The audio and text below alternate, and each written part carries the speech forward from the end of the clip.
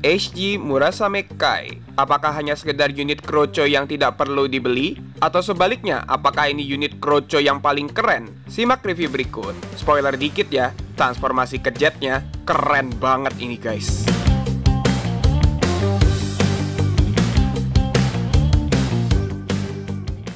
Hai, welcome back Genius People. Saya Alif Genius dan hari ini kita akan mereview HG Murasame Kai dari Mobile Suit Gundam Seed Freedom. Pertama-tama, saya mau mengucapkan terima kasih buat teman-teman yang udah nemenin live build kemarin ya. Awalnya sih sebenarnya saya nggak tertarik ya untuk beli ini. Secara ini cuma unit kroco ya yang nggak terlalu hype banget menurut saya. Tapi sebaliknya kalian malah nge-hype-hypein ini Murasame Kai. Apakah ini setara dengan hype-nya? Mari kita coba lihat di review ini ya. Untuk ukuran kotaknya seukuran dengan Mighty Strike Freedom ya. Karena harganya juga saya mendapatkan di harga yang cukup mirip. Saya mendapatkan ini di harga retail lebih murah sedikit, yaitu di harga 2.680 yen atau sekitar 270 sampai 280 ribu rupiah ya. Lalu di sini juga ada yang cukup menarik. Ada kertas revisian guys. Jadi ada satu bagian di manual yang luput gitu, diprintin revisiannya sama si Bandai. Untuk manualnya nggak model buku ya, tapi kayak model brosur gitu yang harus dilipat-lipat kayak gini. Lalu saya mencoba mencari bagian apa yang direvisi sama si Bang Bandai. Ternyata bagian pinggangnya itu ada bagian yang sebenarnya ditulis sama si Bandai, tapi dia nggak nulis bagian runner nomor berapa. Pertama kalinya nih saya nemu kit dia dapat revisian di boxnya. Total ada 9 runner dan 1 beam saber. Stikernya juga jumlahnya nggak terlalu banyak. Ada satu bagian yang besar yang nanti akan saya lebih kasih detailnya ketika saya build. Langsung aja kita review untuk buildnya.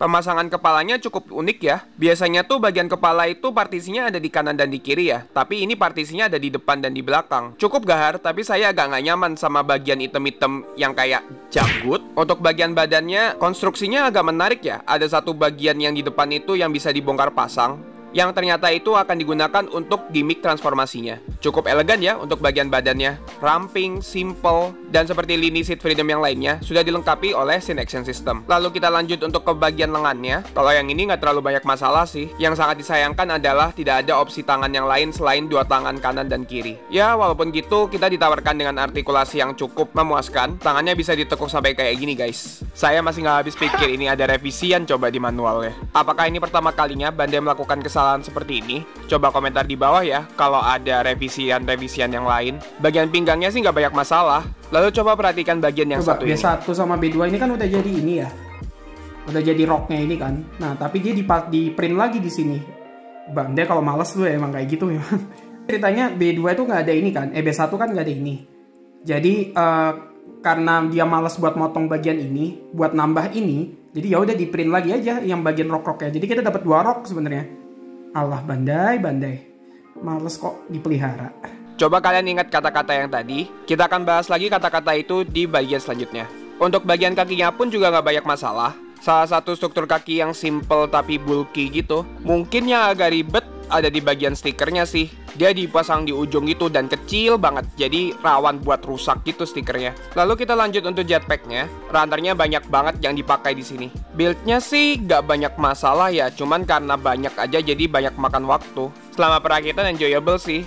Gak banyak masalah yang berarti, paling yang kebalik-kebalik aja sih kiri sama kanan. Oh iya, lalu stiker yang besar yang berwarna putih itu dipakai di sebelah sini ya guys. Mungkin di sini saya kasih sedikit tips ya. Kalau kalian mau ngerapin stiker yang susah dijangkau, kalian bisa pakai beam saber kalian seperti ini. Orang-orang prefer pakai cotton bed atau pakai tusuk gigi gitu kan. Salah satu opsi sih, cuman kalau misalnya itu nggak tersedia, kalian bisa pakai beam saber kalian buat ngerapin stiker kayak yang tadi. Gak bosan saya bilang kalau build ini enjoyable. Gak banyak masalah yang berarti loh dari awal sampai akhir.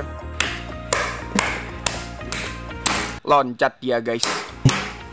Tapi jujur, saya beli Gunpla yang satu ini itu bukan kepo sama form mobile suitnya, tapi saya kepo sama form mobile armornya. Kayaknya saya lihat teaser Gunpla-nya dulu daripada filmnya ya. Ketika saya lihat teaser Gunpla-nya itu, nih mobile suit mirip banget ya kayak Zeta yang dari Universal Century. Ya setengah-setengah gitu pengen beli. Kayak bakal keren sih gimmicknya, tapi kok cuma mobile suit kroco doang? Maaf ya bangmu, jangan tersindir. Nah setelah selesai rakit versi mobile suitnya, ini nih yang saya tunggu-tunggu. versi mobile armornya. Bandai sih awalnya menjanjikan ini mobile suitnya itu bisa langsung jadi mobile armor, yang nggak perlu dicopot-copot kayak gini dan langsung bisa transformasi dari mobile suit ke mobile armor. Oh ya, kalian masih ingat kata-kata tadi kan yang saya bilang Bandai itu malas? Ternyata malah sebaliknya, Bandai itu malah pinter loh di sini. Jadi runner-runner sisa itu tuh bukannya nggak dipakai, tapi itu kayak dipakai 2 kali gitu loh. Biar kalian gak ribet bongkar pasang, contohnya kayak roknya itu. Bagian roknya itu dipakai 2 kali, di bagian mobile suitnya dan di bagian mobile armornya. Nah, biar roknya itu nggak bongkar pasang dari bagian mobile suitnya, Bandai ngasih 2 rok. Jadi biar kita nggak ribet bongkar pasang ketika kita transformasi bolak-balik dari mobile suit dan mobile armor.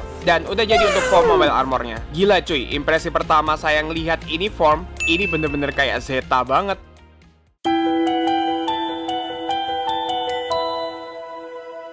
Oke, sekarang mari kita bahas artikulasi untuk Murasame Kai. Yap, sesuai impresi pertama saya, ini emang simple dan gahar sih. Elegan lah. Seperti biasa, kita tes ajab-ajab dulu.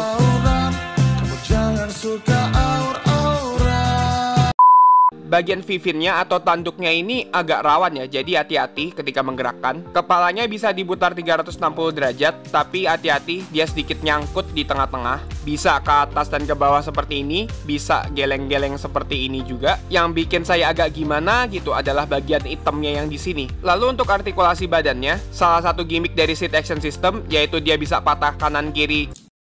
Oh ya guys, ini bagian beam sabernya ini gampang banget copot. Jadi kalau gerak-gerakin hati-hati ya. Lalu sebenarnya dia bisa ditekuk sampai sejauh ini, tapi hati-hati ya. Kalau misalnya kalian terlalu jauh nekuknya, dia bisa copot kayak tadi dan susah banget buat pasang ulangnya. Bagian lengannya bisa diputar 360 derajat seperti ini. Bagian pundak armornya punya sedikit artikulasi. Telapak tangannya bisa diputar 360 derajat seperti ini. Artikulasi lengannya sih cukup terbatas sebenarnya. Tapi untuk bagian nekuknya yang sebelah sini itu lumayan keren ya. Lihat nih, nekuknya dalam banget. Untuk bagian roknya cukup bisa terbuka sebagai berikut. Bagian rok sampingnya nggak bisa diputar 360 derajat ya. Kalau dia dipaksa diputar, dia akan copot seperti ini. Bagian rok belakangnya kaku, tidak bisa digerakkan. Kayak emang standar high grade rok belakang nggak bisa digerakin ya guys. Nah, untuk bagian kakinya ini cukup impresif menurut saya. Pertama, untuk pergerakan ke atasnya cukup banyak ya. Selain pergerakan yang mendatar gini, dia juga bisa ditekuk dan tekukannya cukup dalam loh guys. Kayaknya ini pertama kalinya saya ngelihat high grade dengan fleksibilitas kaki yang cukup memuaskan. Apakah ini juga ketolong dengan karena dia memiliki gimmick transformasi ke mobile armornya? Tuh lihat, kakinya ternyata bisa digerakkan sampai setinggi itu loh. Tapi sayang untuk bagian telapak kakinya nggak banyak artikulasi ya. Tapi dia bisa ditekuk. Itu pun juga karena gimmick transformasi sih. Sumpah artikulasi kakinya bagus banget. Tuh lihat. Saya coba buat dia split dan splitnya jauh banget guys. Ini bener-bener bagus banget untuk ukuran high grade loh. Dan ditambah dia solid loh. Gak ada yang letoy dan kuat banget. Untuk pergerakan ke belakangnya sayang karena terbatasi oleh rok. Paling cuma bisa ditekuk seperti ini. Beam rifle-nya standar dan kalian bisa langsung memasukkan ke lubang di tangannya.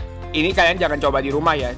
Bagian pegangan yang satunya itu susah banget buat dibuka. Saya harus pakai pinset buat narikin itu gagang satunya. Jadi rifle ini tuh bisa dipegang pakai 2 tangan. Agak ribet sih masangnya, tapi bisa kok. Lalu kita lanjutkan untuk beam sabernya. Standar juga ya, beam saber seperti pada umumnya. Tapi untuk masangin ke tangannya ini yang agak ribet. Bagian punggung tangannya itu loh yang susah banget buat dilepas. Jadi saya harus pakai part separator untuk ngelepasin punggung tangannya. Lalu untuk bagian shieldnya ini, dia punya 2 tempat ya buat dipasang. Ada di sebelah sini dan di sebelah sini. Bebas sih kalian milih lubang yang mana. Itu juga tergantung sama pose yang mau kalian posein. Kalau kalian lebih berat ke pose beam sabernya, kalian kayaknya lebih pasang ke yang bagian belakang. Kalau kalian mau posein bagian shieldnya, apalagi mau dimajuin ke depan, kalian pakai lubang yang ada di depan. Jadi dia bisa seperti ini posenya. Lalu untuk jetpacknya ya, untuk jetpacknya dia cukup punya banyak artikulasi ya. Bagian sayapnya ini bisa digerakkan seperti ini.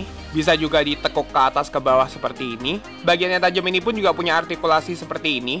Dan ketika bagian jetpacknya dipasang lagi di bagian Murasamenya, ini keren banget guys. Yang disayangkan sih adalah misil-misilnya yang nggak berwarna sih. Coba dikasih stiker dikit aja Bang Bandai. Nah lalu kita bahas untuk MA formnya. Ini keren banget, sumpah. Saya mending majang MA formnya daripada MS formnya guys.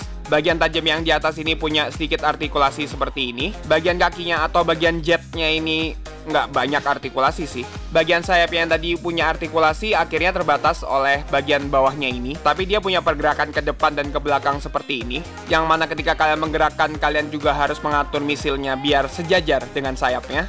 Ada yang tahu nggak kenapa stiker sebelah kiri sama sebelah kanan ini warnanya berbeda? Dan juga pemakaian stikernya bagus banget loh. Ini kelihatan rapi banget dan kelihatan nggak kelihatan stiker gitu. Lalu banyak viewer live yang bilang kalau transformasi ke model Mobile Armor-nya ini sama persis sama Zeta Gundam yang versi premium Bandai. Ada yang bisa mengkonfirmasi? Tolong komentar di bawah ya. Dan untuk dipajangnya tinggal masukkan ke lubang yang ada di sebelah sini. Sumpah guys, saya mending majangnya mojang seperti ini aja. Ada yang setuju versi MA-nya lebih keren?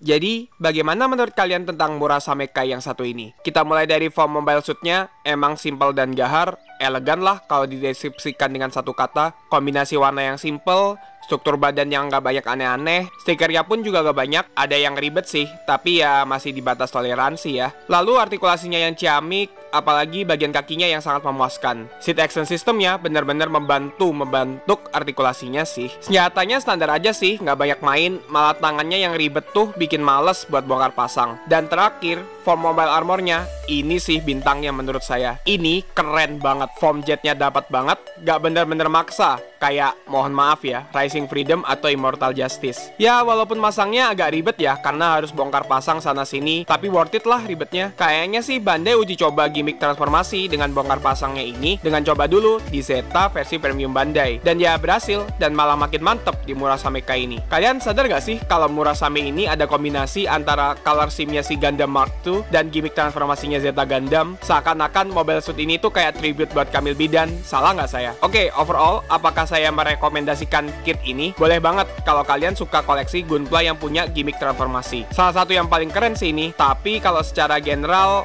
harus ngelihat harganya dulu sih. Dengan harga retail 2.750 yen, menurut saya harga paling ideal ada di range 400.000 sampai 450.000 rupiah. Jangan sampai beli di atas harga 550.000 aja pokoknya. Dan juga, Gunpla ini ada rencana akan di-reissue berkala tiap bulan sampai tahun depan. Jadi stoknya pasti banyak. Makanya jangan terlalu takut kehabisan stok, tunggu harganya ada di range ideal terlebih dahulu. Kalau menurut kalian bagaimana? Apakah dengan review ini kalian jadi tertarik untuk membeli Gunpla yang satu ini? Komentar di bawah ya. Jadi saya akhiri reviewnya di sini. Kalau kalian suka video ini, bisa kasih like, komentar, share ke teman-teman kalian, dan jangan lupa untuk subscribe. Kalau kalian ada saran dan komentar, jangan sungkan ya untuk DM saya melalui IG atau TikTok yang saya cantumkan di deskripsi ya. Atau juga bisa join Discord komunitas Genius People yang saya cantumkan di video ini. Sampai jumpa di video berikutnya.